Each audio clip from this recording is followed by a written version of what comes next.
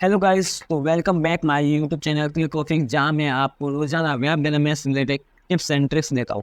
आज का वीडियो बहुत ज़्यादा इंपॉर्टेंट होने वाला है। अगर आप एक बिजनेसमैन हैं और अपनी वेबसाइट पर कोई प्रोडक्ट सेल करें या फिर सर्विस सेल करें, आप बहुत सारे परेशान हो चुके होंगे कि आपकी वेबसाइट जब स्लो लोड हो रही है और आपके यूजर्स जो है आपकी वेबसाइट से भाग जा रहे हैं। क्योंकि अगर आपकी वेबसाइट स्लो लोड हो रही है तो यूजर्स आपकी वेबसाइट पर क्यों आएंगे, आप क्यों अपना आप टाइम जो है वेस्ट करेंगे। आपकी वेबसाइट को जो है बहुत ज़्यादा स्पीड अप करना बहुत ज़रूरी है। बट अगर आपको वेबसाइट को स्पीड करना है, मतलब अपनी वेबसाइट की स्पीड बहुत ज़्यादा कई गुना अधिक बढ़ाना है, मतलब कुछ ही सेकंड में आपकी वेबसाइट यहाँ लोड हो जाए, तो उसके लिए आपको बहुत सारी चीज़ों का ध्यान रखना होगा। मैंने यहाँ पर कुछ पॉइंट जो है क्लियर किया है। मैं आपको इस वीडियो में कम्प्लीटली जो है सारे वीडियो के पॉइंट्स के बारे में एक बाय एक स्टेप बाय स्टेप सारे पॉइंट्स को जो है अच्छे से क्लियर करूँगा और सारी चीज़ें जो है एग्जाम्पल्स के साथ प्रैक्टिकल के साथ समझाऊंगा, ताकि आप खुद अपनी वेबसाइट का जो है स्पीड है वो एनहेंस कर सकें। अगर नहीं कर पाते तो आप हमें कॉन्टेक्ट कर सकते हैं, हम आपके लिए आपकी वेबसाइट का स्पीड जो है एनहेंस कर देंगे। बट आपको वीडियो जो है एंड तक देखना है, ताकि आपको सारी चीज़ें अच्छे से समझ में आ जाए और आपको अपने घर बैठे फ्री में ये सारी चीज़ें अच्छे से कर पाए। आपको जो है 10,000 या 5,000 रुपये जो है लोगों को देने की, यहाँ पर किसी सर्विसेज को देने की जरूरत नहीं पड़ेगी। वीडियो एंड तक देखें। बट वो आपको कुछ चीज़ें बता दूंगी, जैसे आप जब किसी वेबसाइट में स्पीड करते हैं तो उस कंडीशन में हमारी इमेज हो जाती है या फिर कुछ HTML CSS हो जाए की फाइल होती है, जिन्हें हमें मिनीफाई करना पड़ता है। इसके अलावा हमें सर्वर्स के बारे में सोचना पड़ता है कि सर्वर अच्छा लेना पड़ता है। इसके लिए हमें इसके अलावा अगर हमें अपनी वेबसाइट की स्पिन करनी है तो इसके लिए हमें सीडिंग का यूज़ करना पड़ता है। तो ऐसे बहुत सारे तमाम जो अलग अलग तरह के टिप्स हैं, उन सब के बारे में आपको इस वीडियो में कंप्लीट वीडियो में बताऊंगा। अगर आपने वीडियो देख लिया तो आपकी वेबसाइट 100% रैंक करेगी और स्पीड करेगी। अगर आपकी वेबसाइट स्पीड अच्छी होगी तो आपका एसईओ भी अच्छा होगा। अगर आपका एसईओ अच्छा होगा तो ज़्यादा से ज़्यादा यूजर जो है आपकी वेबसाइट पर आएंगे, उनका एंगेजमेंट अच्छा होगा और आपके प्रोडक्ट्स और सर्विसेज जो हैं ज़्यादा से ज़्यादा सर्व होगी। वीडियो एंड तक देखेगा, और अगर वीडियो एंड तक देखेंगे तो आप फ्री में अपनी वेबसाइट को जो है बूस्ट कर सकते हैं अपनी वेबसाइट की स्पीड को। वीडियो तक चलते हैं अपने वीडियो पर। बट इससे पहले आपसे एक रिक्वेस्ट है कि प्लीज चैनल को सब्सक्राइब कीजिए, ताकि आपको आने वाली वीडियो जो मतलब इसी तरह के इंपॉर्टेंट वीडियोज़ की लिंक्स जो है आपको मिलती रहे। और साथ में बेल आइकन को हिट कीजिए, ताकि आपको जो भी स्टेप बाय स्टेप सारे लेटेस्ट वीडियो रहेगी उनकी नोटिफिकेशन आपको मिल जाएगी। और अगर वीडियो अच्छा लगे तो प्लीज़ लाइक कीजिए, और अगर आपके मन में कोई भी छोटा सा भी क्वेश्चन है तो प्लीज़ कमेंट कीजिए, जिसका मैं आपको जवाब जरूर दूंगा। चलते हैं अपने लैपटॉप की स्क्रीन पर और देखते हैं कि कौन से ऐसे तरीके हैं जिसकी मदद से हम अपनी वेबसाइट को स्पीड अप कर सकते हैं। Let's go.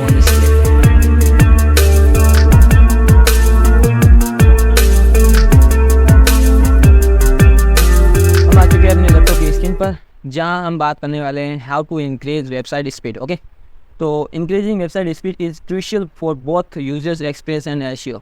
की strategy you can implement to improve your website speed. Okay, तो इसका मतलब ये है कि आपकी वेबसाइट जो है वो बहुत ज़्यादा जरूरी है आपके यूजर एक्सपीरियंस और एसईओ के लिए। यहाँ पर मैंने कुछ ऐसी स्ट्रेटजी बनाई है जिसकी वजह से आप अपनी वेबसाइट को बहुत ज़्यादा फास्ट बना सके। First strategy is optimize image. अगर आप अपनी वेबसाइट पर यूज़ करते हैं इमेजेस, तो बहुत ज़्यादा ज़रूरी है आपको कि आप अपनी वेबसाइट पर अपनी इमेजेस को ऑप्टिमाइज़ करें। यहाँ पर कुछ तरीके हैं, जैसे अपनी वेबसाइट को जब इमेज अपलोड करते हैं तो उसको कंप्रेस करके इमेज को अपलोड करें। Compress image without using quality use tools like tiny PNG and image optimize. मतलब ये ऐसे टूल्स हैं जिसकी मदद से आप अपनी वेबसाइट की इमेज की जो कंप्रेस कर सकते हैं उसकी साइज़ को, और बिना उसकी क्वालिटी को लूज़ किए। इसके अलावा आप अपने इमेज को जो है वेब पेज के फॉर्मेट में अपलोड किए। आज के टाइम में सबसे ज़्यादा इंपॉर्टेंट है कि आप अपनी वेबसाइट की इमेजेस को वेब पेज में डालें। ये जो फॉर्मेट है वो आपकी वेबसाइट को ब्राउज़र पर फास्टली लोड करवाती है। ये बहुत ज़्यादा इंपॉर्टेंट है। और इसमें अगर आप इस फॉर्मेट में अपनी इमेजेस को अपलोड करते हैं तो साइज़ तो रिड्यूस होती है, साथ में आपकी इमेज की क्वालिटी भी अच्छी रहती है। तो आपको ऐसे बहुत सारी अच्छी वेबसाइट मिल जाएगी जहाँ पर आप अपनी वेबसाइट को जो है उसकी साइज़ को रिड्यूस कर सकते हैं। मैं यहाँ पर कुछ ट्राई कर बताता हूँ। जैसे यहाँ पर आप 2-3 ट्राई कर सकते हैं, जैसे टीनी PNG। मैं यहाँ पर टीनी PNG सर्च करता हूँ, टीनी PNG। ओके, यहाँ पर आपके जैसे इसकी वेबसाइट पर जाएंगे तो यहाँ पर आपको इसके ऊपर वेबसाइट मिल जाएगी कि आप अपनी वेबसाइट की जो है साइज़ को कैसे रिड्यूस करें। Okay, drop image year and 20 image MX5 होंगी। ओके, तो यहाँ पर उसके इमेज को रिड्यूस कर सकते हैं। यहाँ पर आपको इसके फीचर्स भी मिल जाएगी। ओके, और अगर आप इसको नहीं चाहते हैं तो यहाँ पर डायरेक्टली आप इसको सर्च कर सकते हैं, जैसे PNG to web page converter free. Okay, ऐसे वेबसाइट सर्च करेंगे तो आपको यहाँ पर ऐसी तमाम बहुत सारी अलग अलग वेबसाइट मिल जाएगी जहाँ पर आप अपनी वेबसाइट को जो PNG फॉर्मेट है उसको वेब पेज में कन्वर्ट कर सकते हैं। जैसे यहाँ पर मैं वो एक एग्जांपल के तौर पर दिखाता हूँ। यहाँ पर मैं इसको यहाँ पर देखिए कौन सी कोई बड़ी साइज़ लेते हैं। बड़ी साइज़ के लिए मैं क्या करूँगा, यहाँ पर कोई एक इमेज है, ये वाली मैं सेव कर देता हूँ। यहाँ पर आ जाता हूँ, सेव इमेज का कोई ऑप्शन नहीं है। हाँ, ये ओके, मैं यहाँ पर इसको डाउनलोड में सेव कर लेता हूँ, कोई भी नाम XYZ नाम से। ओके, तो ये एक PNG वेबसाइट थी, PNG इमेज थी, जिसकी साइज़ आप देख सकते हैं 6955 KB है। ओके, तो मैं यहाँ पर आपको इसको अपलोड करके दिखाता हूँ। सो मैं यहाँ पर कन्वर्ट करता हूँ वेब पेज के अंदर, थोड़ा टाइम लगेगा, उसके बाद डाउनलोड हो जाएगा, तो फिनिशिंग होने में टाइम लग रहा है। ओके, यहाँ पर देखिए, अब इसकी देखिए 3.5 KB फाइल की साइज़ जो है 3.5 KB है। यहाँ पर आ जाता हूँ, यहाँ पर देखिए जो पहली फाइल थी PNG की, उसकी है 695.5 KB, और जब मैंने इसको वेब पेज में कन्वर्ट किया तो 3.59 KB 35 KB है। अगर मैं इन दोनों को ओपन करूँ तो इनकी जो क्वालिटी है, इनके अंदर कोई भी चेंजेस आपको देखने को नहीं मिलेगा। तो यहाँ पर देखिए इसका क्वालिटी जो चेंजेस है वो एकदम सेम है, उसमें कोई भी चेंजेस देखने को नहीं मिला। सो दोनों ही मेरे सेम ही है। सो इस तरह से आप अपनी साइज़ क्वालिटी को अच्छे से बना रख सकते हैं और इमेज को ऑप्टिमाइज़ कर सकते हैं। इसके अलावा एक चीज़ और भी है कि जब आप वेबसाइट पर इमेजेस जब बहुत सारी हो जाते हैं तो आपकी वेबसाइट जब लोड होती है ना फर्स्ट टाइम, जैसे यहाँ पर आप अमेज़न की वेबसाइट देख सकते हो, तो यहाँ पर आपको बहुत सारी अलग तरह की बहुत सारी इमेजेस दिख रही है। बट जैसे मैं रिफ्रेश होगा तो कुछ ही सेकंड, बहुत ही कम सेकंड में आपकी जो है ये वेबसाइट जो है लोड होकर आपको सामने आ चुकी है। बट यहाँ पर देखने की बात ये है कि जब आप लोड करते हैं ना इमेज को, वेबसाइट को, तो सारी इमेजेस एक साथ लोड नहीं होती, धीरे धीरे एक वेबसाइट जो इमेजेस लोड होते हैं। अब यहाँ पर लेजिंग लोड यूज हो रहा है, लेजिंग लोड। ओके, यहाँ पर देखिए लेजिंग लोडिंग। ओके, तो आपको ये वाला फीचर ऑन करना है, मतलब ये फीचर आपके वेबसाइट पर इंप्लीमेंट करना है। इसके लिए मतलब ये होता है कि जब आपका व्यू पोर्ट होता है ना, जैसे ये अपना एक व्यू पोर्ट है, अब जैसे मैं यहाँ पर नीचे जाऊँगा ना, स्क्रॉल करता हूँ, स्क्रॉल डाउन करता हूँ, यहाँ पर देखिए जैसे मैं नीचे जाऊँगा तो इसके बाद ये वाला जो पोर्टल है वो बाद में लोड हुआ, इससे पहले लोड नहीं हुआ। जैसे मैं रिफ्रेश करूँगा यहाँ पर देखिए आपको यहाँ पर सिर्फ इतना ही कंटेंट दिखेगा। इसके बाद जैसे मैं यहाँ पर आ गया ना, ये इस पार्ट पर जैसे मैं डाउन हो गई, मतलब ये व्यू पोर्ट के अंदर ये वाला सेक्शन जैसे आए तब ये जो है डाउनलोड मतलब लोड हुआ। अब जैसे मैं यहाँ पर आगे जैसे जाऊँगा, अब यहाँ पर सिर्फ इतना ही इमेजेस जो हैं वो प्रोडक्ट वगैरह लोड हो चुके। जैसे आगे जाऊँगा तो यहाँ पर देखिए अब लोड हो रहे हैं धीरे धीरे, तो इस तरह से लोड हो जाए। तो अगर आप सारे वेबसाइट को एक साथ लोड करने की कोशिश करेंगे तो बहुत ज़्यादा टाइम लगेगा आपकी वेबसाइट को लोड होने में। बट अगर आप लोडिंग का जो है फीचर्स को यूज़ करेंगे, मतलब आप अपनी वेबसाइट को जब भी लोड करेंगे जब आपका यूजर जो है उस लेआउट में यानी कि उसके व्यू बोर्ड पर आ जाता है, उस दौरान अगर आप इमेजेस को लोड करेंगे तब वही चीज़ें लोड होगी, इसके ज़्यादा टाइम नहीं लगेगा। ओके, तो आई होप आपको ये चीज़ें अच्छे से समझ में आ रही है। अगर नहीं आ रही है तो यहाँ पर एक कुछ चीज़ एग्जांपल देख सकते हैं। तो मैं यहाँ पर रिफ्रेश करता हूँ मीशो की वेबसाइट को, यहाँ पर देखिए स्क्रॉलर आपको कितना बड़ा दिख रहा है, कितना बड़ा दिख रहा है। अब जैसे मैं यहाँ पर नीचे डाउन जाऊँगा, अभी आपको व्यू पोर्ट में ये चीज़ें दिख रही है। ओके, अब जैसे मैं नीचे जाऊँगा यहाँ पर देखिए, अब जैसे जाऊँगा यह स्क्रॉल जो है छोटा होता जाएगा क्योंकि प्रोडक्ट धीरे धीरे और एक्स्ट्रा लोडेड होते जाएंगे। जैसे मैं फास्टर लोड करता जाऊँगा, नीचे स्क्रॉल करता जाऊँगा, यहाँ पर देखिए नए नए प्रोडक्ट्स लोड होते जा रहे हैं, पहले लोड नहीं हो रहे थे। अब जैसे जैसे मैं यहाँ पर स्क्रॉल करता जाऊँगा डाउन में, ये और लोड होते जा रहे हैं, प्रोडक्ट आते जा रहे हैं। अब अभी आप कितने स्क्रॉल करो प्रोडक्ट्स आते जाएंगे, यहाँ पर ये देखिए यहाँ पर प्रोडक्ट आते जा रहे हैं। अगर आप ध्यान से देखेंगे तो आपको दिख रहे होंगे कि यहाँ पर प्रोडक्ट नए नए आते जा रहे हैं, फर्स्ट टाइम ये लोड नहीं हो रहे थे। अब देखिए यहाँ पर जितने भी डाउन होगा, अब वापस सेव पर जाता हूँ थोड़ा सा। ओके, जैसे यहाँ पर आए ये देखिए वापस प्रोडक्ट लोड हो गए, अब वापस और लोड हो गए। तो इस तरह से ये लोडिंग होता फीचर होता है, तो उसकी वजह से आप अपने वेबसाइट को और फास्ट कर सकते हैं। इसके बारे में आप यूट्यूब पर सर्च करेंगे तो आपको और जानकारी मिल जाएगी लोडिंग का कैसे यूज़ किया जाता है, अपने वेबसाइट पर कैसे इंप्लीमेंट किया जाता है इस फीचर को। ओके, अब चलते हैं हम नेक्स्ट फीचर पर, जहाँ पर हम बात करेंगे यूज कंटेंट डिलीवरी नेटवर्क। तो कंटेंट डिलीवरी नेटवर्क क्या होता है? तो CDN store your website content on the multiple servers worldwide and increase your physical distance between the server and the users। Okay, तो CDN के आपको बहुत सारे अलग अलग ऑप्शन मिल जाएंगे, जैसे क्लाउडफ्लेयर हो गया, स्टेकपाथ हो गया या अमेजन क्लाउड फ्रंट हो गया। तो उनका यूज़ करके आप CDN को यूज़ कर सकते हैं, CDN की फीचर्स को यूज़ कर सकते हैं। बस CDN क्या होता है? एक्चुअली जो CDN होता है ये क्लाउडफ्लेयर की वेबसाइट है जहाँ पर आप CDN को परचेज कर सकते हैं। यहाँ पर आपको प्राइस सेक्शन में इसका प्लान मिल जाएगा एंड एंटरप्राइजर प्लान मिल जाएगा, ऐसे अलग अलग प्लान आपको मिल जाएंगे। ओके, तो बट हम बात करते हैं CDN क्या है। जैसे यहाँ पर आपके ये ओरिजिनल सर्वर है। ओके, तो ये एक ओरिजिनल सर्वर है आपका, और ये जो है एक CDN सर्वर है, जैसे यहाँ पर CDN नोड्स लिखा हुआ, तो ये अलग अलग तरह के CDN नोड्स है। अब आपको पता है हमारा जो भारत है यहाँ पर है। ओके, तो यहाँ पर एक एशिया के अंदर सर्वर CDN है, उसके बाद यहाँ पर ऑस्ट्रेलिया में CDN है, यहाँ पर एक CDN है, फिर USA के अंदर भी CDN है, अलग अलग UK के अंदर अलग CDN है। ओके, अब हमारा सर्वर तो यहाँ पर है, हमारी वेबसाइट जो होगी वो हमारा वेबसाइट का कंटेंट जो होगा वो यहाँ पर लोड होगा। ओके, अब यहाँ पर यूजर्स आपका कोई बैठा है, अगर वो रिक्वेस्ट करेगा ना तो वो यहाँ से वेबसाइट को लोड करने की कोशिश करेगा, तो उस कंडीशन में आपका जो पूरा कंटेंट है वो यहाँ से आएगा, फिर यहाँ पर यूजर्स आएगा, बहुत ज़्यादा टाइम लगेगा, ये डिस्टेंस बहुत ज़्यादा है। तो उस कंडीशन में क्या होता है? CDN होता है। CDN क्या कहता है? आपके जो सर्वर है उससे प्राइवेट नेटवर्क से पहले ही इसकी कॉपी जो है यानी आपका कंटेंट जो है यहाँ पर लेके आ जाता है, मतलब एक कॉपी यहाँ पर स्टोर कर देता है। अब यूजर जैसे ही रिक्वेस्ट करेगा तब ये यूजर्स की रिक्वेस्ट यहाँ पर ना जाके सीधी यहाँ पर जाएगी, तो यहाँ पर देखिए डिस्टेंस कितना कम है, सीधा यहाँ से आपका यूजर्स को डेटा मिल जाएगा और आपकी वेबसाइट जो है बहुत ज़्यादा फास्ट लोड हो जाएगी। तो यूजर्स को यहाँ पर आपके ओरिजिनल सर्वर तक जाने की जरूरत नहीं पड़ेगी, वो यहाँ से सीरियल से आपका कंटेंट ले जाएगा और आपकी वेबसाइट जो है बहुत ज़्यादा फास्ट लोड हो जाएगी। तो अगर आप अपनी वेबसाइट की जो स्पीड है बहुत ज़्यादा फास्ट करना चाहते हैं तो आप अपनी वेबसाइट के लिए सीडीएन को यूज जरूर कीजिए, इससे आपकी वेबसाइट अपनी बहुत ज़्यादा फास्ट हो जाएगी। ओके, तो सेकंड मेथड ये था। तो फर्स्ट मेथड इमेज को ऑप्टिमाइज करना, सेकंड मेथड सीडीएन को यूज कीजिए अपनी वेबसाइट को होस्ट करने के लिए। ओके, सब वेबसाइट यहाँ पर सर्वर मेल सर्वर पर होस्ट सकी, उसके बाद आपको सीडीएन की मदद से अपनी वेबसाइट को अलग अलग लोकेशन पर बहुत ज़्यादा फास्ट लोड कर सकते हैं। ओके, तो आई होप आपको यहाँ पर अच्छे से समझ में आ रहा होगा। अब चलते हैं नेक्स्ट है मिनीफाई एंड कंबाइंड फाइल्स। ये बहुत ज़्यादा जरूरी है। मिनीफाई CSS का मतलब ये होता है, मतलब मिनीफाई फाइल्स का मतलब ये होता है कि आप अपनी फाइल्स को मिनीफाई कीजिए। जब आप कोड लिखते हैं ना तो आपका कोड अलग अलग फॉर्मेट में होता है। तो यहाँ पर एक CSS फाइल बताता हूँ, CSS फाइल। ओके, और CSS फाइल नॉर्मली एक देखते हैं, मुझे कोई एग्जांपल मिल जाए तो देखता हूँ कोई। ओके, जब आप CSS फाइल लिखते हैं ना तो यहाँ पर एक एग्जांपल लिख रहा होगा, कोई अच्छा सा मिल जाए एग्जांपल। ओके, तो यही एग्जांपल एक बार देख लेते हैं, यही देख लेता है एग्जांपल। यहाँ पर देखिए, सो मैं इसको ओपन करता हूँ न्यू पेज में। यहाँ पर देखिए, ओके, जब CSS लिखते हैं ना डेवलपर तो CSS इस तरह से लिखी जाती है H1, उसके बाद एक कर्ली ब्रैकेट, फिर एक लाइन, फिर 2 लाइन, फिर तीसरी चौथी पाँचवीं। इसमें लाइन्स कितनी ज़्यादा बढ़ रही है। तो ये एक CSS जो हम लिखते हैं, बट जब हम इसको मिनीफाई CSS कन्वर्ट करते हैं तो मैं यहाँ पर एक मिनीफाई CSS का बनाता हूँ एग्जाम्पल। तो मिनीफाई CSS फाइल। ओके, सो मिनीफाई CSS फाइल आ जाती है, वो यहाँ पर आया कि नहीं आया। ओके, जब आप मिनीफाई CSS फाइल कन्वर्ट करते हैं तो यहाँ पर मैं आपको इसका एग्जांपल दिखा रहा हूँ। सो यहाँ पर देखिए, अब एक फाइल ये है जहाँ पर H1 के अंदर मैं इस तरह से कंटेंट लिख रहा हूँ, मैं CSS प्रॉपर्टी लिखता हूँ। जब मिनीफाई CSS फाइल होती है तो उसके अंदर आपका सारा कंटेंट इस तरह से हो जाता है। और यहाँ पर तो बहुत ज़्यादा कचरा दिख रहा है, अच्छा क्लियर नहीं दिख रहा है, तो क्लियर अच्छा यहाँ पर देखते हैं। यहाँ पर देखिए, तो जब आप मिनीफाई CSS फाइल का यूज़ करते हैं तो अब आपका कंटेंट जो है, मतलब फाइल जो है, सारा कंटेंट जो है इस तरह से लोड रहता है एक लाइन के अंदर। तो मल्टीपल लाइन के अंदर जितनी ज़्यादा लाइन्स होगी उतने ज़्यादा कोड जो है लोड होने में टाइम लगता है। बट यहाँ पर जो आपका मिनीफाई CSS के अंदर कोड होता है वो सारा एक ही लाइन के अंदर होता है। यहाँ पर देखिए कहीं भी लाइन सेपरेट यानी टूट नहीं रही, एक ही लाइन के अंदर सारा कोड जो है लिखा हुआ है। तो ये एक तरह की मिनीफाई CSS होती है। ओके, यहाँ पर आपको ऐसे अलग अलग सारे एग्जाम्पल मिल जाएगी। तो मैं यहाँ पर एग्जाम्पल यहाँ पर अमेजोन का दिखाता हूँ। ओके, यहाँ पर स्पेक में जाऊँगा, सो अगर मिल जाता तो अच्छी बात है। सो ट्राई करते हैं अगर मिल जाए तो।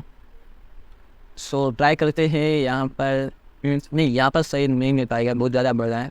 सो मैं यहाँ पर ट्राई करके दिखाता हूँ आपको, है ना। तो व्यू पोज में जाता हूँ, यहाँ पर CSS की फाइल कहीं दिख जाए तो मैं फाइंड करता हूँ CSS। ओके, कहीं मिल जाए तो। ओके, यहाँ पर देखिए, यहाँ पर एक CSS फाइल है। यहाँ पर देखिए ये CSS file minify CSS file की ही है। सो यहाँ पर मैं जैसे क्लिक करूँगा, यहाँ पर देखिए, यहाँ पर आपको दिख रहा होगा, यहाँ पर देखिए जैसे एक लाइन में है CSS। अब देखिए यहाँ पर एक CSS है, ये सारी CSS है, जैसे बॉक्स साइज बॉर्डर बॉक्स, यहाँ पर और भी CSS फाइल होगी। तो यहाँ पर देखिए आगे जाएंगे तो आपको ये सीधी लंबी लंबी लाइन दिख रही होगी, मतलब एक ही लाइन के अंदर सारा कोड लिखा हुआ, मल्टीपल लाइन के अंदर नहीं लिखा हुआ, बस आपको यहाँ पर दिख रहा है कितना, एक ही लाइन दिख रही। तो इस तरह से आपको मिनीफाई फाइल CSS फाइल बनानी है। आपको यहाँ पर ऐसे बहुत सारे टूल्स मिल जाएंगे, जैसे यहाँ पर अगली JS हो गया, CSS नैनो हो गया, HTML मिनीफाई हो गया। सो यहाँ पर मैंने कुछ ओपन भी कर रखा होगा, सो यहाँ पर नहीं दिख रहा है। तो आपको जैसे आप सर्च करेंगे तो आपको इसकी वेबसाइट मिल जाएगी CSS नैनो की। और सो यहाँ पर कोई देख लेता हूँ। ओके, आप सर्च कर लेना, जैसे मैं यहाँ पर सर्च करके दिखा देता हूँ CSS nano.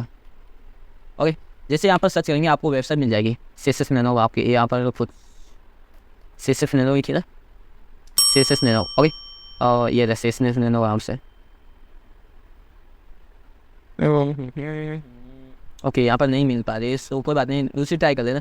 HTML minify CSS nano मिल जाएगी। ओके, बट आप ट्राई कर लेना, मुझे अभी ज़्यादा अगर मैं ढूंढूंगा तो टाइम ज़्यादा लग जाएगा, यस, और वीडियो बहुत ज़्यादा लंबा हो जाएगा। बट लेंथी वीडियो नहीं बनाना चाहता, आपको बस चीज़ें सिखाना चाहता हूँ कि क्या क्या होनी चाहिए।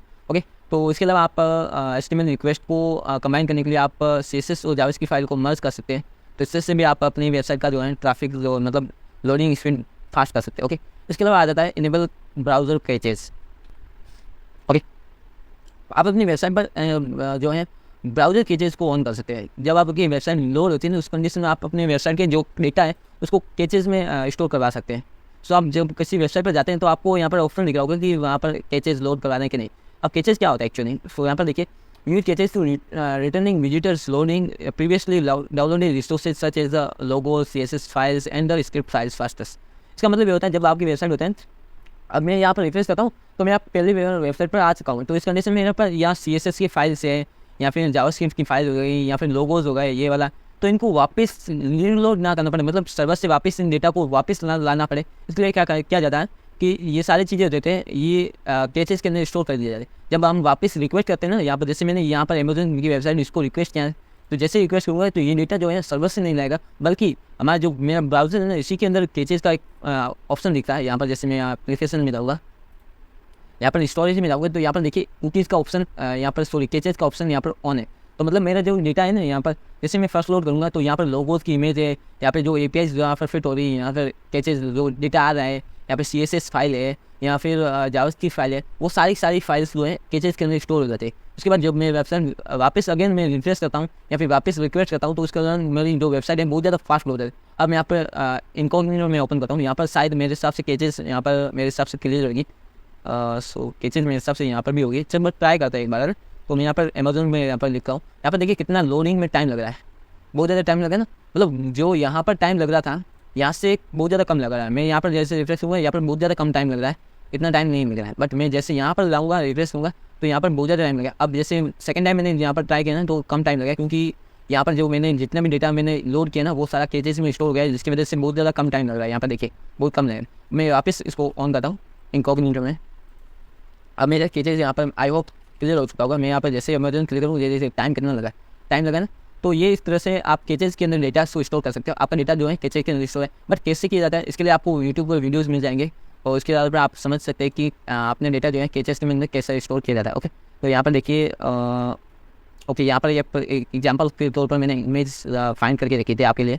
सो यहाँ पर देखिए जैसे आपने ब्राउज़र पर जब फर्स्ट टाइम आप किसी वेबसाइट पर लोड जाते हैं ना तो उस कंडीशन में आपकी रिक्वेस्ट जाती है सर्वर पर, सर्वर आपको रिस्पॉन्स देता है। उस कंडीशन में आपको यहाँ पर वेब पेज जो है यहाँ पर शो हो जाता है। उसके बाद क्या होता है आपका ब्राउज़र जो होता है उस वेब पेज को जो है एक कैचेस में स्टोर कर देता है। जैसे आप इस वेबसाइट होम पेज पर आए ना, अमेजन के होम पेज है, तो आपका जो डेटा है ना यहाँ का CSS फाइल वगैरह वो सारी CSS फाइल जो है एक कैचेस में होल्ड हो जाती है, मतलब यहाँ पर स्टोर हो जाती है। अब जब आप वापस अगेन इसी पेज पर आ जाते हैं तो उस कंडीशन में आपका जो ब्राउज़र है मतलब रिक्वेस्ट जो है वो सर्वर पर ना जाकर आपके कैचेस की मदद से वो वेब पेज जो है स्टोर करवाती है, मतलब वो वहाँ से ले लेते हैं और आपका जो डेटा है वो फास्टली लोड हो जाता है। तो इस तरह से आप कैचेस को स्टोर कर यूज़ कर सकते हैं। कैचेस के लिए आप अपनी अगर वर्डप्रेस को यूज़ करें तो उस कंडीशन आप .htx के अंदर फाइल के अंदर आप कुछ चेंजेस कर सकते हैं, वहाँ पर कैचेस की सेटिंग को ऑन कर सकते हैं। अदरवाइज आप प्लगइन्स को स्टोर कर सकते हैं। और अगर आप वेब पर हैं तो आप कैचेस को कोड की मदद से ऑन कर सकते हैं, जिसके लिए आपको यूट्यूब पर बहुत सारे अलग अलग तरह के वीडियोज़ मिल जाएंगे, जिसकी मदद से आप सीख सकते हैं कि ब्राउज़र कैचेस को कैसे ऑन किया जाता है अपनी वेबसाइट के लिए। ओके,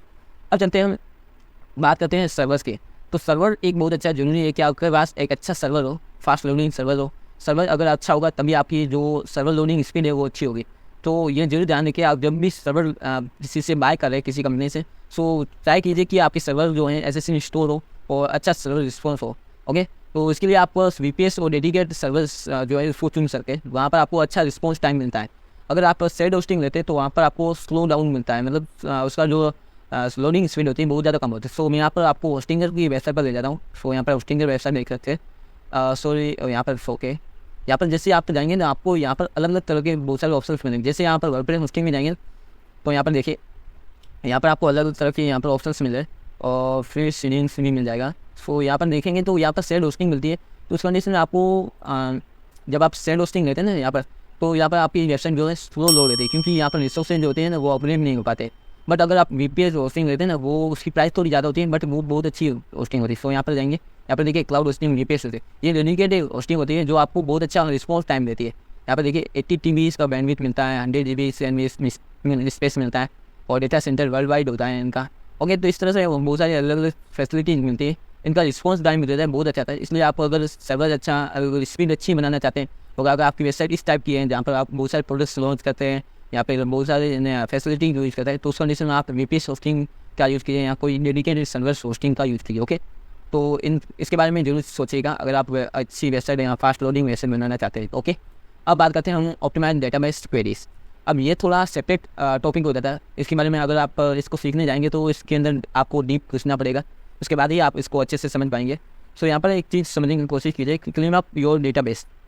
अपने डेटाबेस को क्लीन अप करिए, मतलब अच्छा सा एक अननेसेसरी जो भी डेटा होते हैं जैसे कि पोस्ट रिव्यूज़ हो जाते हैं, स्पैम कमेंट हो जाते हैं और ट्रांजिशंस हो जाते हैं। तो इन सबको आप कम से कम रखने की कोशिश करें। आपका जो डेटा है वो 1 मंथ से ज़्यादा ना रखें, और जैसे स्पैम कमेंट हो जाते हैं उनको 1 मंथ से ज़्यादा ना रखें, उसके बाद डिलीट कर दीजिए। तो इससे डाटाबेस जो होता है वो अच्छा और रिलायबल रहता है, काफ़ी अच्छे से वर्क करता है। अगर आपके डेटाबेस में ज़्यादा कचरा होगा, अननेसेसरी डेटा होगा, तो वो आपकी वेबसाइट पर जो है क्यूरीज़ को जो है वो अच्छे से नहीं परफॉर्म कर पाएंगे, ज़्यादा टाइम लगेगा। इसके अलावा डायनेमिक कंटेंट होता है, automatic database queries to reduce execution time. Okay, तो जो आपकी जो क्यूरीज होती है उनको एग्जीक्यूट करने में टाइम लगता है। तो अगर आपका डायनेमिक कंटेंट है उसको उस कंडीशन में आप अपनी वेबसाइट की जो क्यूरीज है, डेटाबेस की क्यूरीज है, उनको ऑप्टिमाइज़ कीजिए।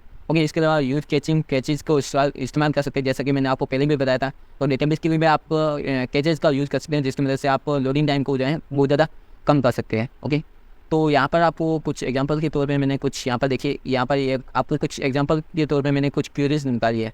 तो क्वेरीज काफ़ी, जैसे क्रिएट डेटा टेबल, मतलब कोई टेबल और उसको बनाने के लिए हम क्रिएट टेबल के नाम से एक क्वेरी चला सकते हैं। सेलेक्ट मतलब कि हम डेटाबेस से कभी हम डेटा लेके आते हैं, यहाँ पर जैसे यहाँ पर देखिए। सो यहाँ पर कुछ दिखाने के लिए यहाँ क्लिक और फिक्स पे चलता हूँ, मैं यहाँ पर आ जाता हूँ, इंस्पेक्ट पर आ जाता हूँ और नेटवर्क पर आ जाता हूँ। ओके, यहाँ पर देखिए कोई भी क्वेरीज नहीं चल, जैसे मैं रिफ्रेश करूँगा यहाँ पर अलग अलग तरह की बहुत सारी अलग अलग तरह की जो है APIs हिट हो रही है। अब यहाँ पर देखिए इतनी सारी APIs हिट हो रही है और इतनी सारी APIs जो है रिक्वेस्ट जा रही है, और यह सारी क्वेरीज चल रही है, यहाँ पर इतनी सारी क्वेरीज चल रही है। ये देखिए, अब क्वेरीज क्या होती है, जैसे मैं यहाँ पर ये चल रही है ना, जैसे ये एक तरह की रिक्वेस्ट है। इस रिक्वेस्ट के अंदर आप जैसे यहाँ पर ये डेटा जा रहा है, यहाँ पर डेटाबेस में जाएगा, वहाँ से डेटा लेकर आएगा, तो वो एक तरह की क्वेरीज होगी। डेटाबेस से डेटा लाने के लिए क्वेरीज हो जाती है, तो उस कंडीशन में क्वेरीज चलती रहती हैं। सो यहाँ पर मैं ट्राई करता हूँ वापस, यहाँ पर देखिए। तो इस तरह से सेलेक्ट क्वेरीज होते हैं, एंड क्वेरीज होते हैं, अपडेट क्वेरीज होते हैं। जब आप किसी डेटा को अपडेट करें तो वो अपडेट क्वेरीज होते हैं। जब आप डेटा किसी के अंदर इंसर्ट करें तो वो इंसर्ट क्वेरीज होते हैं। किसी डेटा को ऐड वगैरह जोड़ने का काम कर रहे हैं तो वो सम क्वेरीज होते हैं, ऑर्डर क्वेरीज होते हैं। इससे अलग अलग बहुत सारी क्वेरीज होती हैं। तो इन क्वेरीज को जितना आप ऑप्टिमाइज़ करेंगे उतना ही आप अपने वेबसाइट की स्पीड को जो है कम कर सकते हैं, लोडिंग स्पीड को कम कर सकते हैं, सॉरी लोडिंग स्पीड को बढ़ा सकते हैं। ओके, अपनी वेबसाइट को फास्ट लोड कर सकते हैं। ओके, तो इसके लिए सेपरेट कंटेंट वीडियो बना सकता हूँ। अगर आप कमेंट करेंगे तो मैं इसके लिए एक सेपरेट वीडियो दे दूँगा। अब बात करते हैं हम नेक्स्ट, जिसका नाम है मिनिमाइज HTTP रिक्वेस्ट। अब HTTP रिक्वेस्ट क्या होती है? सो यहाँ पर मैंने एक इमेज ली है। सब जब आप ब्राउज़र पर कोई भी वेबसाइट सर्च करते हैं या फिर कोई भी एक बटन पर क्लिक करते हैं तो एक रिक्वेस्ट जाती है सर्वर पर। तो यहाँ पर देखिए ये गेट है, गेट रिस्पॉन्स की मदद से एक रिक्वेस्ट गई है। यहाँ पर देखिए HTTP/1.1। यहाँ पर जैसे मैंने यहाँ पर एक डोमेन डाला, मतलब वेबसाइट सर्च की, तो इसकी एक वेबसाइट पर मतलब एक रिक्वेस्ट गई यहाँ पर सर्वर पर। उसके बाद यहाँ पर एक मुझे HTML फॉर्मेट में एक वेब पेज आया और वो मुझे यहाँ पर क्लाइंट्स पर जो है, क्लाइंट मतलब ब्राउज़र पर यहाँ पर शो करता है। तो ये एक HTML फॉर्मेट आता है। तो यहाँ पर देखिए मैं क्या कह रहा हूँ कि मिनिमाइज HTML रिक्वेस्ट, मतलब HTTP की रिक्वेस्ट है उसको मिनिमाइज़ कीजिए। जैसे इसके लिए क्या कर सकते हैं आप, कंबाइन CSS एंड जावास्क्रिप्ट की फाइल को जो होती है इनको कंबाइन कर सकते हैं। इसके अलावा यूज CSS स्प्रैट्स। अब CSS स्प्रैट्स क्या होता है? इसका मतलब ये होता है, CSS स्प्रैट क्या होते हैं कि combine multiple images into the one sprats into the reduce servers request. इसका मतलब ये होता है जब आपकी वेबसाइट होती है ना, यहाँ पर देखिए कितनी सारी वेबसाइट आ रही है, इमेजेस लोड है, तो आप क्या कर सकते हैं CSS स्प्रैट्स का यूज़ कर सकते हैं, जिसकी वजह से आप अपने बहुत सारी इमेजेस को एक ही इमेज के अंदर जो है और स्प्राइट कर सकते हैं, मतलब एक ही इमेज के अंदर सेट कर सकते हैं। उसके बाद सर्वर से जब आप रिक्वेस्ट करेंगे तो बहुत ज़्यादा कम जो है टाइम लगेगा। सो यहाँ पर मैंने एक टूल ओपन किया था। सो यहाँ पर देखिए ये रहा CSS स्प्राइट जनरेटर। ये एक स्प्राइट जनरेटर टूल है जिसकी मदद से आप, जैसे मैंने यहाँ पर 2 इमेजेस सेलेक्ट किए, जैसे मैंने 2 इमेज सेलेक्ट किए यहाँ पर देखिए आपको एक सिंपल सा कोड मिल गया और यहाँ पर स्पेस सीट मिल गया। ओके, जब आप सर्वर पर रिक्वेस्ट करेंगे तो आपको डायरेक्टली यहाँ पर 2 इमेज एक साथ मिल जाएगी। तो आपको 2 अलग अलग इमेज के लिए आपको 2 अलग अलग API या फिर सर्वर के लिए रिक्वेस्ट भेजने की जरूरत नहीं है। आप जैसे ही एक रिक्वेस्ट भेजेंगे आपको यहाँ पर CSS जो है कंबाइन मिल जाएगी। ओके, तो इस तरह से आप CSS स्प्राइट्स टूल का यूज़ कर सकते हैं, जनरेटर टूल्स, जिसकी मदद से आप ज़्यादा से ज़्यादा इमेजेस को फास्ट लोड कर सकते हैं। ओके, तो ये भी याद रखिए कि मिनिमाइज HTTP रिक्वेस्ट को मिनिमाइज करने की जरूरत है। और लास्ट हमारा जो टॉपिक रहता है वो है ऑप्टिमाइज फॉन्ट्स। बहुत सारे लोग जो होते हैं वेबसाइट बनाते समय फ़ॉन्ट पर बहुत ज़्यादा कम ध्यान देते हैं। जो लोग सोचते हैं कि फ़ॉन्ट में क्या है, फ़ॉन्ट जितना अच्छा बनाए यूज़ किया उतना अच्छा है और वेबसाइट अच्छा लुक देते हैं। बट ध्यान दीजिए कि आप जितने ज़्यादा अच्छे फ़ॉन्ट यूज़ करते हैं तो वहाँ पर आपकी वेबसाइट पर लोडिंग टाइम पर भी फ़र्क पड़ता है। अगर आप अपनी वेबसाइट पर अच्छा फ़ॉन्ट यूज़ करेंगे, मतलब उसको अच्छे से जानकारी लेने के बाद अच्छा फ़ॉन्ट यूज़ करेंगे तो आपकी वेबसाइट पर लोडिंग स्पीड कम हो सकती है। सो अगर मैं यहाँ पर आपको कंसोल लोग दिखाऊँ तो यहाँ पर देखता हूँ मैं, अगर एग्जांपल मिल जाए तो। सो यहाँ पर मैं कंसोल लॉगिन करता हूँ, मेरा गूगल सर्च कंसोल है, तो यहाँ पर मैं कंसोल लॉगिन करते दिखाता हूँ। Google search console login. Okay, यहाँ पर मैं आ जाता हूँ फर्स्ट वेबसाइट, आई थिंक यही होगी, ट्राई करते हैं। यहाँ पर कोई भी वेबसाइट है नहीं। ओके, यहाँ पर ब्लॉगर का वेबसाइट है, यहाँ पर आ जाता हूँ। कहीं ब्रेड क्रम्स नहीं होता, एक्सपीरियंस,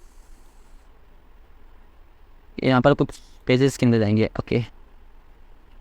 ओके, यहाँ पर आपको कुछ अलग अलग तरह के एरर्स मिल रहे होंगे। यहाँ पर कोई कलर वाला एरर्स नहीं मिल रहा है। ओके, तो वो एग्जांपल मैं आपको यहाँ पर शो नहीं करवा पाऊँगा क्योंकि वो मेरे पास एरर नहीं है। बट आप ये चीज़ समझ लीजिए कि आप जब वेबसाइट बना रहे हैं तो आप ये ज़रूर गूगल पर सर्च कीजिए कि कौन सा फ़ॉन्ट यूज़ करना चाहिए ताकि हमारी जो लोडिंग स्पीड है वो अच्छी बनी रहे। सो अगर आप गूगल पर इस तरह से सर्च करेंगे तो आपको ऐसे गूगल के फ़ॉन्ट्स मिल जाएंगे, जिसकी मदद से आपको ये पता चल जाएगा कि इस तरह के फ़ॉन्ट्स को यूज़ करने से आपकी वेबसाइट पर लोडिंग स्पीड जो है अच्छी बनी रहेगी और आप अपनी वेबसाइट को फास्ट लोड कर पाएंगे। सो आई होप आपको ये वीडियो अच्छा लगा होगा। अगर वीडियो अच्छा लगा प्लीज़ लाइक कीजिए और शेयर कीजिए अपने दोस्तों के साथ, कोडर दोस्तों के साथ, और प्लीज़ चैनल को सब्सक्राइब कीजिए ताकि इसी तरह के आपको अच्छे अच्छे कंटेंट मिलते रहें। और अगर आपको किसी भी टॉपिक पर सेपरेट वीडियो चाहिए तो मैं इस पर बना सकता हूँ, क्योंकि अगर मैं इन सब पर अच्छे से डीपली अगर बात करूँ, इस सब पर टॉपिक को अच्छे से समझाने की कोशिश करूँ तो बहुत ज़्यादा वीडियो लंबा हो जाएगा और मैं वीडियो लंबा नहीं बनाना चाहता। सो प्लीज़ वीडियो को लाइक सब्सक्राइब कीजिए। अगर किसी भी टॉपिक पर अगर सेपरेट वीडियो चाहिए तो कमेंट कीजिए, मैं इस पर सेपरेट वीडियो बना दूँगा। Okay, thank you so much watching video और फिर मिलेंगे। Thank you, bye bye.